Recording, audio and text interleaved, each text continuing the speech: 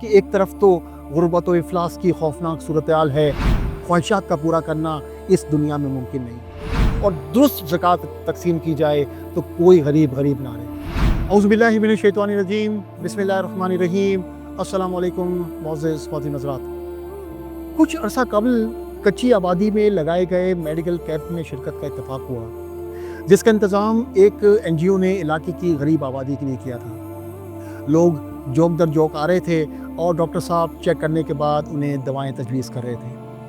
اسی اسنا میں ایک چھوٹا بچہ ڈاکٹر کے پاس آیا اور دھیمی آواز میں ان سے کچھ کہنے لگا۔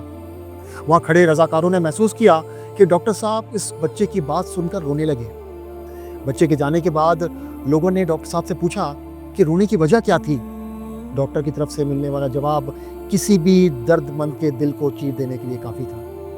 اس ننھے بچے نے ڈاکٹر سے کہا، ڈاکٹر صاحب مجھے کوئی ایسی دوا دیں جس سے مجھے بھوک کم لگے، کیونکہ جب مجھے بھوک زیادہ لگتی ہے تو میں اپنی ماں سے کھانا مانگتا ہوں، جب مجھے کچھ نہیں ملتا تو میں رونے لگتا ہوں، اور جب میں روتا ہوں تو میری ماں بھی ساتھ رونے لگتی ہے۔ میں اپنے رونے سے پریشان نہیں ہوں، کیونکہ جب میں روتا ہوں تو ماں کچھ نہ کچھ ضرور دیتی ہے، لیکن جب ماں روتی ہے تو اسے کوئی کچھ بھی نہیں دیتا۔ یہ کسی غریب کی ایک اکیلی کہانی نہیں، بلکہ اس جیسی لاکھوں کہانیاں شب و روز لکھی جاتی ہیں۔ کسی کو بھوک ستاتی ہے تو کوئی علاج نہیں کروا پاتا، کوئی اسکول فیس کی ادائیگی کے لیے پریشان ہے تو کسی کو تن ڈھانپنے کے لیے لباس درکار ہے۔ لیکن اس سے زیادہ پریشان کن بات یہ ہے کہ ایک طرف تو غربت و افلاس کی خوفناک صورتحال ہے، تو دوسری طرف عمارت کے وہ مینار ہیں جو بلند سے بلند تر ہوتے جا رہے ہیں۔ کچھ عرصے قبل آکسفم انٹرنیشنل کی ویلتھ مینجمنٹ رپورٹ 2024 شائع ہوئی، جسے پڑھ کر طبیعت میں عجیب سی بے چینی پیدا ہو گئی۔ اس رپورٹ کے مطابق دنیا کے امیر ترین صرف 1% افراد کی دولت 50% لوگوں کی دولت کے مساوی ہے۔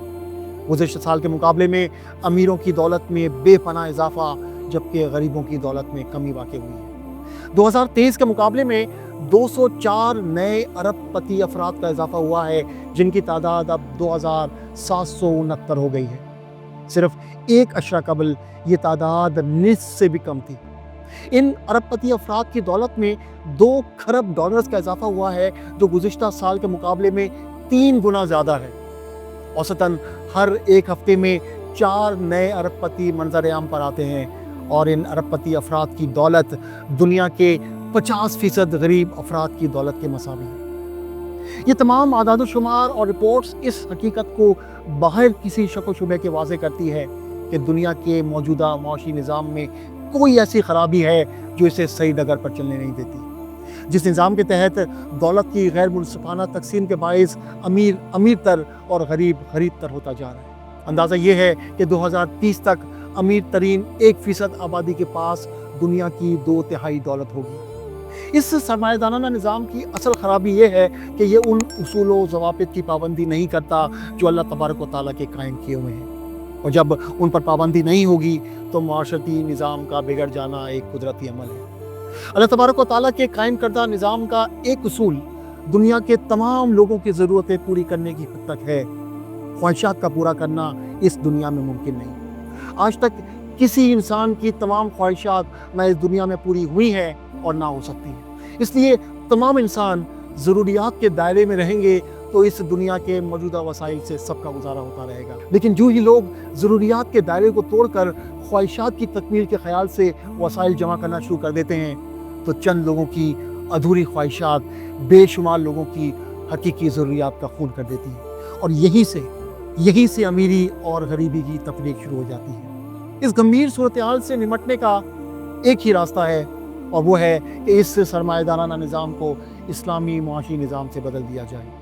ایسے نظام سے جو ناانصافی کو پنپنے نہیں دیتا، جو سود، ذخیرہ اندوزی، قمار بازی اور ناجائز منافع کو جڑ سے اکھاڑ دیتا ہے، جو زکوٰۃ کے لازمی ٹیکس کے ذریعے دولت کے بہاؤ کو امیروں سے غریبوں کی طرف موڑتا ہے۔ زکوٰۃ اسلامی معاشی نظام کا اتنا اہم اور مؤثر جز ہے کہ جس کا صحیح انداز میں استعمال کیا جائے اور درست زکوٰۃ تقسیم کی جائے تو کوئی غریب نہ رہے۔ تاریخ اسلام گواہ ہے کہ حضرت عمر بن عبدالعزیز کہ جنہیں عمر ثانی بھی کہا جاتا تھا، ان کی صرف 2.5 برس کی خلافت کے دوران اسلامی نظام حکومت اور زکوٰۃ کے درست انتظام کے ذریعے غربت کا خاتمہ ہو گیا تھا۔ آپ کی سلطنت کا یہ عالم تھا کہ 3 بر اعظموں پر آپ کی حکومت تھی، لیکن زکوٰۃ لینے والا مشکل سے ملتا تھا۔ ان کے عامل مہاجر بن یزید کا بیان ہے کہ ہم لوگ زکوٰۃ تقسیم کرنے پر مقرر تھے، ایک ہی سال میں یہ حال ہو گیا تھا کہ 1 سال پہلے جو لوگ زکوٰۃ لیتے تھے وہ دوسروں کو دینے والے ہو گئے۔